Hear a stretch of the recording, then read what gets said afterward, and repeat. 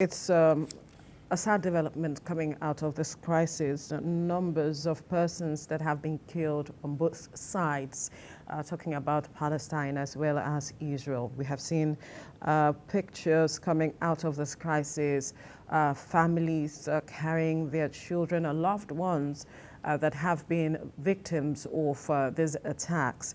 And we also see that the hospitals in Palestine around the Gaza Strip is also complaining right now as it is, saying that they have just 24 hours of water, electricity supply and fuel left as it is, and the numbers keep rising. The numbers of victims of these attacks keep rising. And then there are also reports that Hamas has reported bombarding Israel with a number of attacks and shelling as we speak. But then again, the matters of, other persons bordering around Israel and Palestine who have some sort of interest, talking about Iran and other Egypt, Saudi Arabia, all of these countries.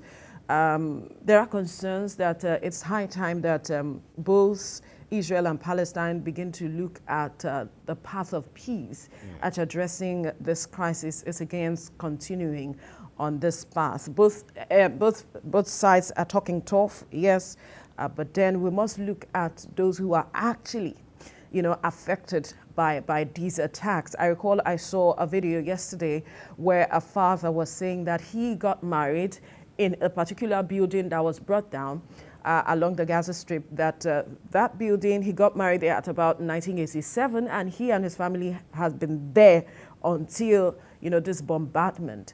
And he was saying that, why don't you go attack those who are carrying out these attacks?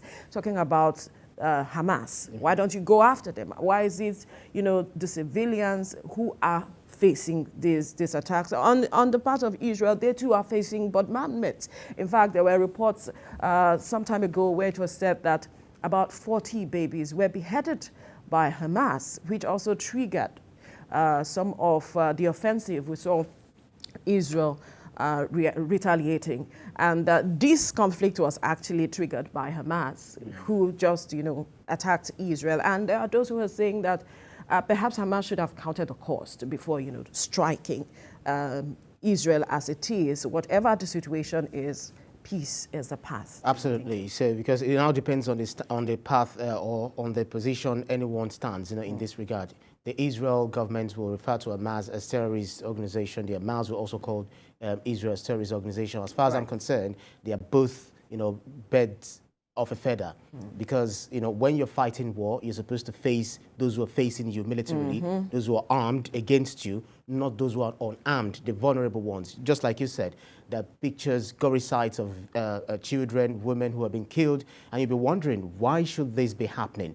About 1,000 people, Israelis, have been killed, and in reprisal, more than 2,000 have been killed in Hamas. But, all of these things have been on for several years, So as with almost everything to do with this conflict, it depends on whom you ask. Some will begin with the, Romans. Others will start with the 19th century Jewish migration to what was then the Ottoman Empire to escape the pogroms and other persecutions in Eastern Europe. And, the rise of Zionism. So, or you even talk about the Balfour Declaration by the British government in 1917 in support of the national home for the Jewish people in Palestine and the ensuing conflict with the Arab communities there. So you look at the Gaza Strip, where the Israeli went there to occupy in 1948 when they declared their own independence, and they just kept expanding, their territories, conquering territories and all of that. So, and they are even saying that that strip or Hamas and the Palestinians should expect that it will get smaller. It means that they would occupy more. Yeah, definitely. Before Israel came in. After this attack. But if you check the map,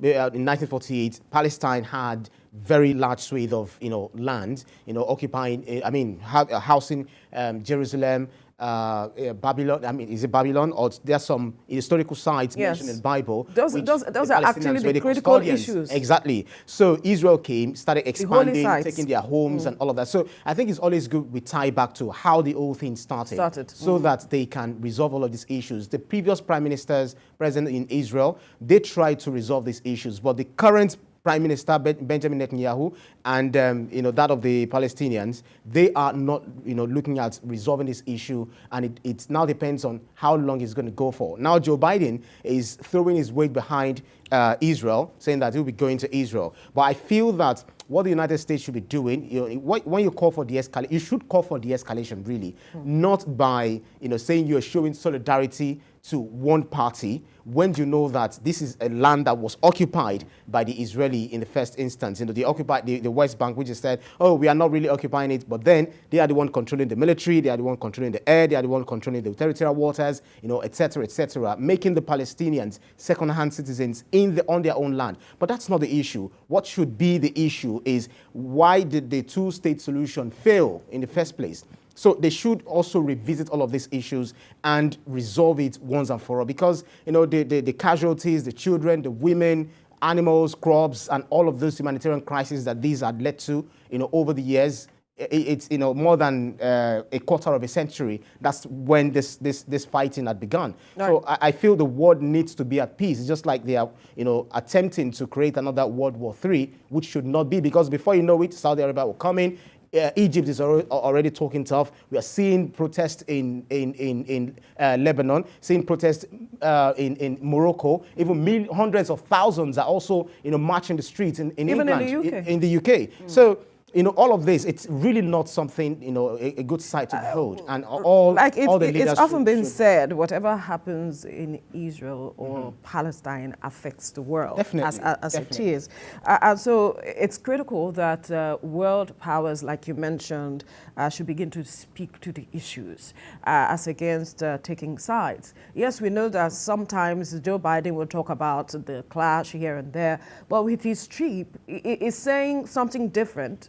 It's saying something. His action is speaking louder than words in terms of what he has said is different from his action. That's the thing. That's the thing. So how sincere is he towards the de-escalation of this crisis is also coming to the fore. There are those who are saying that it's better for him not to even go there and just keep speaking from where he is in the U.S. Whether he goes or he talks. But we do not know his agenda. Right? No, the agenda is clear. We do not know his agenda. We might just be speculating. The agenda is they want to wipe out Hamas. If Hamas is a militant organization, I'm talking about... No, that is the agenda. US. That is the agenda. That is the agenda. But, when you're doing that, if you're fighting terrorists, face them. Not women, not children, not the vulnerables. Unfortunately, in a battle like this, there will always be casualties. No, but not when you go into homes directly. You shoot at children. Not when, the Iran bombardment is there. It's just, scanty. It's sporadic.